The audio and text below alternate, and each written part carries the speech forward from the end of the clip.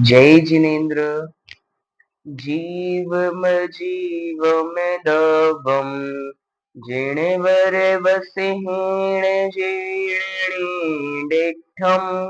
देविन्दविन्दवन्नं वन्दे तं सविदा सिरसा। जय बोली विश्ववंदनीय पंच परमेष्ठी भगवान की जय। द्रव्य संग्रह ग्रंथ राज की जय। आचार्य नेमिचंद सिद्धांत देव की जय।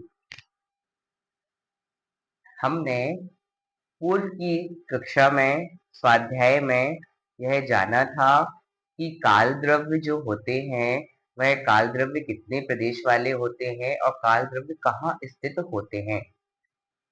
आज हम सभी द्रव्य और अस्थिकाय के भेदों को जानेंगे। सभी लोग अपने ग्रंथराज में प्रश्न क्रमांक 34 निकाल लेवे और गाथा क्रमांक 23 द्रव्य और अस्थिकाय के भेद। आज हम द्रव्य और अस्थिकाय के बारे में विस्तार से चर्चा अपनी स्वाध्याय में करेंगे। एवं छव्वेय मिदम जीवा जीवप भेदिदो दवम उत्तम काल विजुत्तम णादव्वा पंच अत्थिकाया दु। एवं छवेरमिदं जीवा जीवप्पभेदो दव्वम् उत्तम काल विजुत्तम णादव्वा पंचयत्थिकायादो।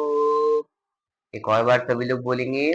एवं छवेहमिदं जीवा जीवप्पभेदो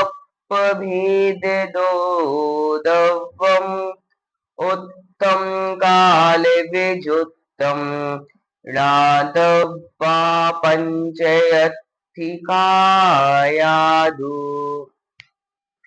आइए हम सभी गाथा का अर्थ शब्द सा समझते हैं।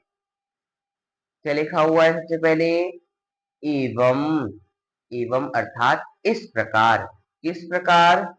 जिस प्रकार हम सभी ने द्रव्यों की चर्चा किया, तो द्रव्यों की चर्चा में हमने सर्वप्रथम जीव द्रव्य को जाना, उसके बाद पुद्गल द्रव्य को जाना, तदुपरांत धर्म, अधर्म, आकाश और काल। इस प्रकार से हमने द्रव्यों को जाना। अब जो हमने द्रव्यों को जाना तो उसी का निचोड़, उसी का सारभूत एक गाथा आचार्य महाराज ने अंतिम 23वें नंबर में दे दिया।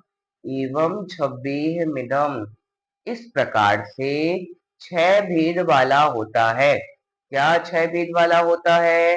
तो आगे बोल दिया जीवा जीवप्प भेदितो दव्वम। जीव और अजीव के भेद से वह द्रव्य 6 भेद वाला जानना चाहिए। इतना समझ में आ गया? पुनः देखिए एक बार। एवं छव्वे मिदम, इस प्रकार 6 भेद वाला इदम यह है। क्या है? तो बोल दिया जीव और अजीव के भेद से वह द्रव्य। फिर अंतिम वाली पंक्ति में क्या बोला है? उत्तम काल विजुत्तम। उत्तम अर्थात उत्तम उसको छोड़ करके, काल विजुत्तम जो काल द्रव्य है उसको छोड़ करके। विजुत्तम जो शब्द आया है उसका अर्थ होता है छोड़ करके, उससे रहित। किससे रहित? काल अर्थात काल द्रव्य से रहित। उत्तम अर्थात वह 6 कहा गया है। क्या कहा गया है? तो णादव्वा पंच अत्थिकायादो, वो द्रव्य में 6 द्रव्य में वह नहीं है। क्या नहीं है? तो बोल दिया अत्थिकाया, अस्थिकाय रूप नहीं है। स्पष्ट रूप से जानते हैं आचार्य महाराज ने जीव और अजीव की अपेक्षा से वह द्रव्य को 6 भेद वाला कहा हुआ है। तदुपरांत छह द्रव्यों में, छह द्रव्य कौन कौन से होते हैं? जीव, पुद्गल, धर्म, अधर्म, आकाश और काल। इस प्रकार से छह द्रव्यों में काल द्रव्य को छोड़ करके शेष जो पांच द्रव्य हैं, जीव द्रव्य, अजीव द्रव्य, पुद्गल, जीव, पुद्गल, धर्म, अधर्म और आकाश, जो यह पांच द्रव्य हैं, इनको तो अस्तिकाय बता दिया। साथ ही साथ इनके अलावा जो शेष अंतिम एक काल द्रव्य बचा हुआ है, उसको अस्तिकाय नहीं कहा। क्यों नहीं कहा? इसकी चर्चा भी आगे वाली गाथा में आचार्य महाराज बहुत विस्तार से करेंगे। आइए हम सभी इस गाथा का भावार्थ देखते हैं। अस्तित्व विशेषण से जीवत्व, अजीवत्व आदि द्रव्य अपने अपने स्वरूप से भिन्न भिन्न है। ठीक है, अब अस्तित्व अर्थात होता है विद्यमान। तो जीव के अंदर जीवत्व अपने स्वतः ही विद्यमान रहता है। अजीव के अंदर अजीवत्वपना अपने अंदर स्वतः ही विद्यमान रहता है। जैसे स्वर्ण है, तो स्वर्ण से क्या हम उसका पीलापन अलग कर सकते हैं क्या? नहीं कर सकते। क्यों? क्योंकि उसका स्वभाव है। स्वर्ण का स्वर्णत्व, पीलापन ही उसका स्वभाव है। हम स्वर्ण से उसका पीलापन अलग नहीं कर सकते। इसलिए सभी द्रव्य अपने अपने स्वभाव से भिन्न भिन्न वाले कहे हुए हैं। तो भी उत्पाद, व्यय, द्रव्य, स्वरूप समान अस्तित्व से सब एक स्वरूप भी कहे जाते हैं।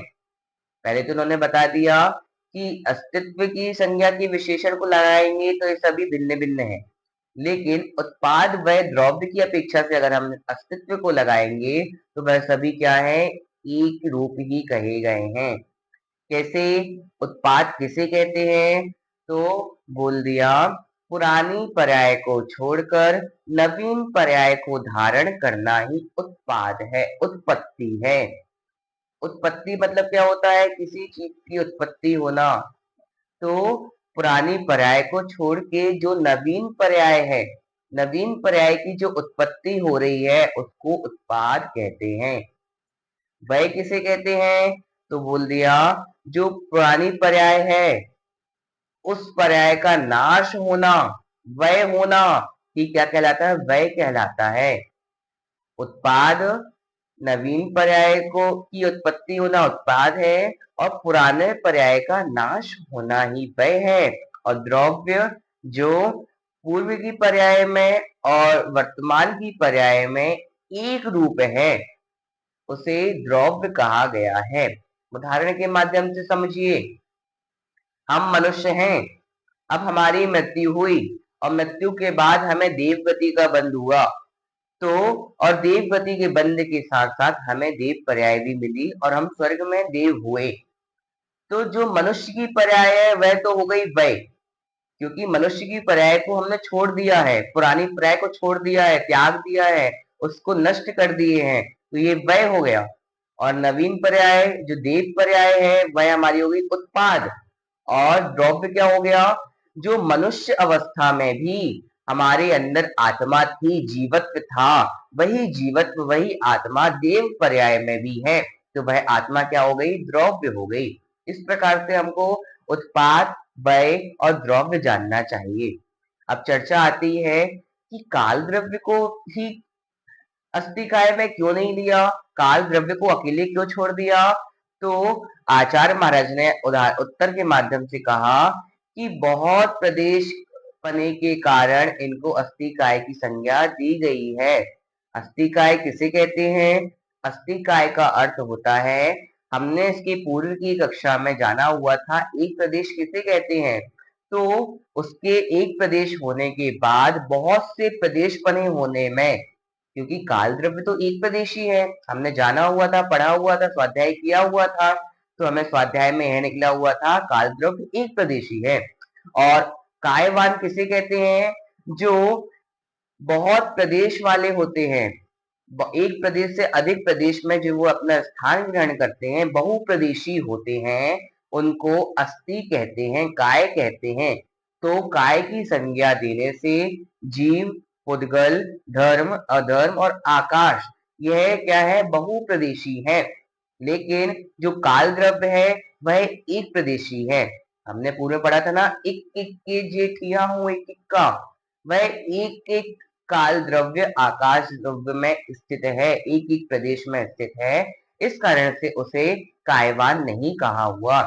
इसीलिए काल द्रव्य को अस्थि काय में ग्रहण नहीं किया गया है।